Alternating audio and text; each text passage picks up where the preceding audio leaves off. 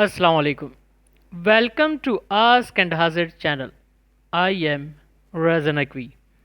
आज मैं आपको बताऊंगा कि फ़ाइनेंशियल स्टेटमेंट्स क्या होते हैं। फ़ाइनेंशियल स्टेटमेंट्स बताने से पहले मैं चाहूँगा कि आप मेरे चैनल को सब्सक्राइब करें और बेल आइकॉन को प्रेस करना ना भूलें ताकि आपको मेरी तमाम वीडियोस वक्त पर मिल सकें। तो आइए चलते हैं डेफिनेशन ऑफ फाइनेंशियल स्टेटमेंट्स की तरफ। फाइनेंशियल स्टेटमेंट्स दरअसल रिटन रिकॉर्ड है जो कि कन्वे करता है बिजनेस एक्टिविटीज़ को और फाइनेंशियल परफॉर्मेंस को शो करता है।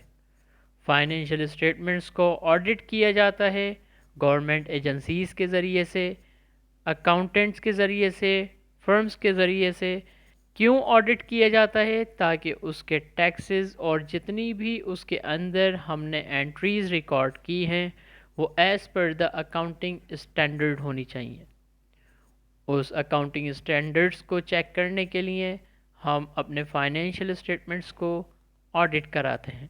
फाइनेंशियल स्टेटमेंट्स चार तरह के होते हैं। Number one, income statement. Number two, honours equity. Number three, balance sheet.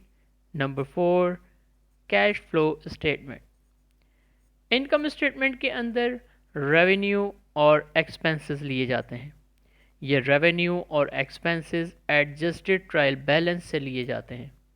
ये हम जब income statements, honours equity, balance sheet और कैश फ्लो स्टेटमेंट बनाएंगे तो आपके बेहतर समझ में आएगा।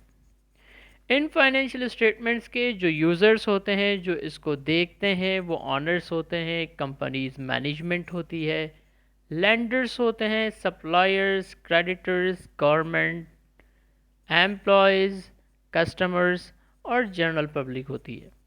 वो इन फाइनेंशियल स्टेटमेंट्स को देखने के बाद डिसीजन लेते हैं।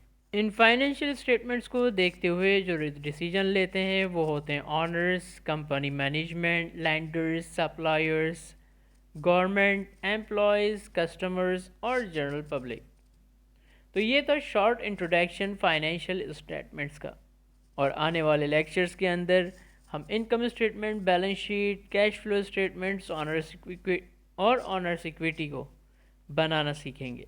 इस वीडियो को लाइक और शेयर करें। शुक्रिया।